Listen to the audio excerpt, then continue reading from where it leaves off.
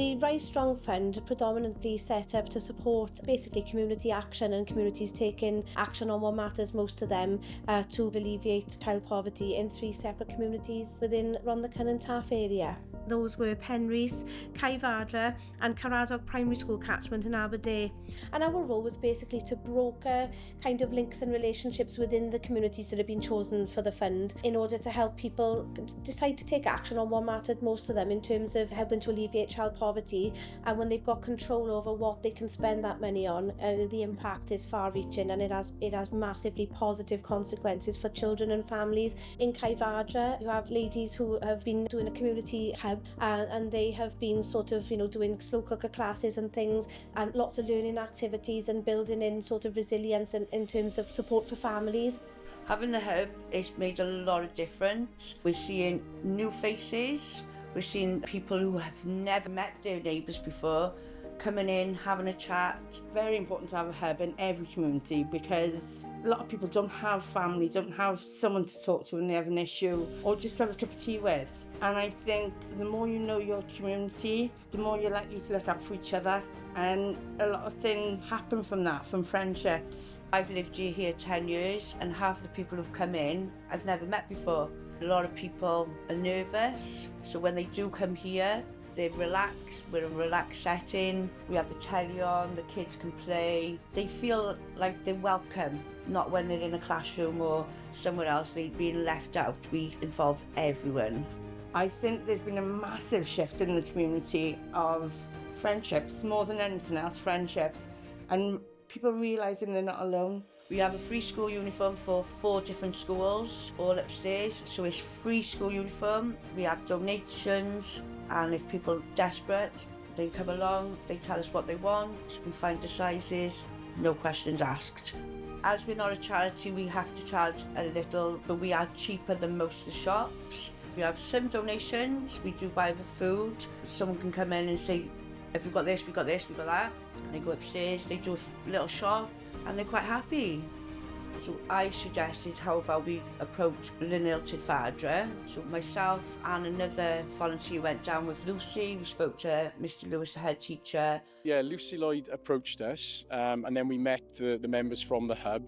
They came down to the school, had a chat with me, and it just so happened that the day they came, we were sort of talking about our plans for Christmas and how we wanted our new school to have the best Christmas fete we'd had for a long time. So one of the big draws for the Christmas fete is Santa's Grotto. The members of the hub felt that £5 was a bit much to see Santa, and it was pricing out some families who had 2 or 3 children. Trevalis funded the selection boxes so we could keep the price right down, and it worked a treat. The queue was out the door, everyone was included, nobody was priced out. Made the whole event feel like we were more part of the community.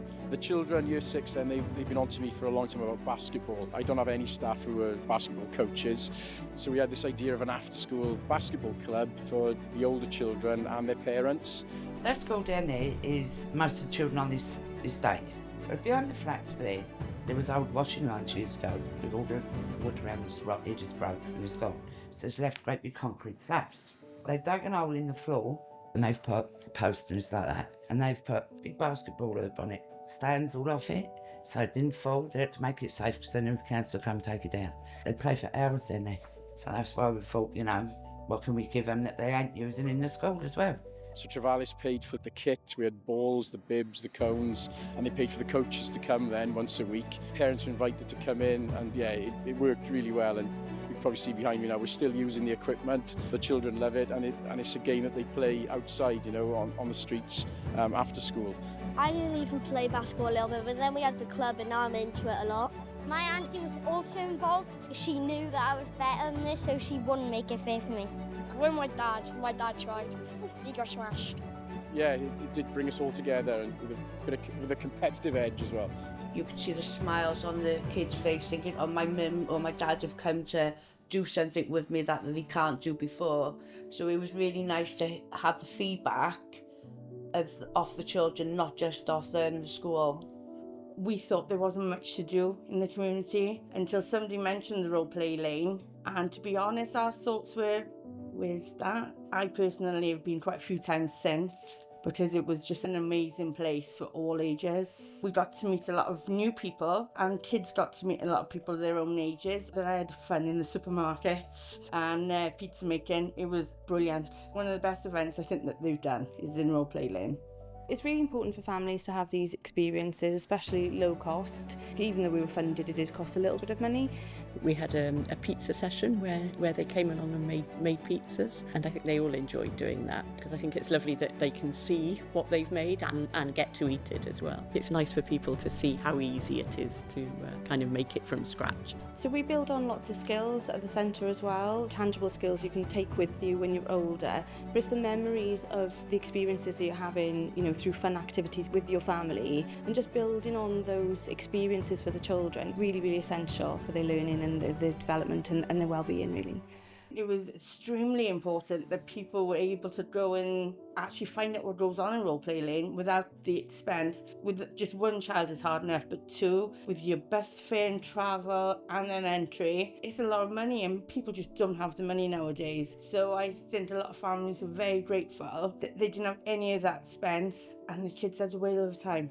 The community they are their own experts. They know what their needs are. So it's really important to ensure that they're at the cornerstone of any decisions that are made regarding any bits of funding that's going to impact on their lives, especially where, for example, in Caradog Primary, you've got 40% of families receiving free school meals, but inclusively, all those children have been able to experience things to do with their learning aligned to the curriculum with Wales. So it's a fantastic opportunity. I've been to the Titanic Museum in Newport, I've been to Big Pit, and I've also been to the Botanical Museums. I loved going to the Titanic Museum in Newport because we've been learning about that in class, and I found it really fascinating looking at all the items that was left on the Titanic. Yeah, I found it very educational. The experience there was just, I loved it. I think it was nice that no one really had to pay anything, that everyone could go because it was really fun.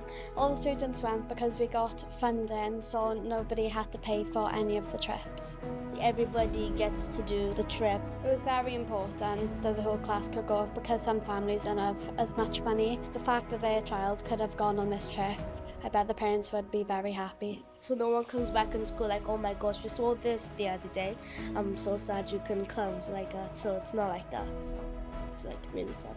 Rhian Derrick was the head, said, look, is there any funding that we've got available that we could tap into? Travalis come and said, look, what do the community want? Well, the community had already told us we would love to have some experiences with the children. Parents were invited along as well to enjoy these experiences with the children, especially because we live in a deprived community, so we're within the 10% most deprived in Wales. Income is stretched, people haven't got the spare money that they used to have, so having these experiences have been vital, really. These activities, they're within an hour's drive, really. You think of the Royal Mint or National Botanical Gardens, but when you haven't got a car and you haven't got any money, actually, it's still completely inaccessible. So giving the children the experience and the opportunity to actually go and see what's on our doorstep has been lovely. And that's all thanks to the funding through Travalis. Children and families working together, and families and parents realising how important it is for them to be involved in their child's learning. So there's loads of things that have kind of come to fruition as a result of this fund for Rise Strong, really. In Penrhys you have a lot of arts activities going on there that has been really far-reaching and has captured and engaged lots of families. My personal perspective, I've worked with Penrhys for many years, and so when my manager Jen said about wanting to deliver Rise Strong in Penrhys, I was really excited, and part of it as well is around it being led by the community, which I think was brilliant. So the idea for the fashion show came from them, and then I worked with Kyle. She originated from conversations with the community, talking about how we can utilise what they have. So they have a boutique that's currently in this building upstairs, volunteer run, and utilising Rosie's skill set, who was new joining the team, and then conversations with Lisa Travalis and looking at what we could stage, obviously with the Rise Strong project being implemented around families gathering and families connecting and coming together. This seemed like a great opportunity for that, with the skill set of sewing in particular being multi-generational. Because we've been doing sewing weekly and the kids are getting really good at it, so I thought this would be a really good time time to celebrate all the sewing skills that they've accumulated over the last few weeks and to make some cool clothing and show off their skills.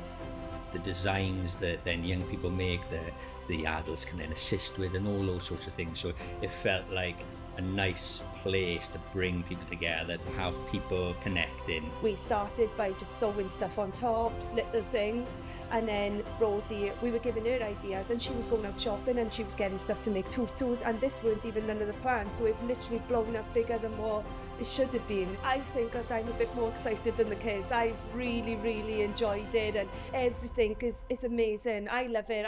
I absolutely loved it. I have really enjoyed it. I don't think we've ever had anything like this at Penrith before. I love being in a strong community. That is the best thing about it. And then also bringing in Jessie, who we've worked with previously on the Eisteddfod. Trevalis have been brilliant, you know. They're the ones who are making it happen. This Rise Strong project has been great to get all the community together. Hopefully this will be the start of a lot more things to come, because Penrith deserves it. It's been a long time coming, because the people up here are brilliant, you know, the community spirit, and the people need somewhere to go at the end of the day. If you see your friend or somebody you know doing something and you think, oh, actually I don't feel so scared, I'll give that a go. It gives you that little bit more confidence to try in yourself. And then when you do something and you achieve something, you think, oh, actually, do you know what?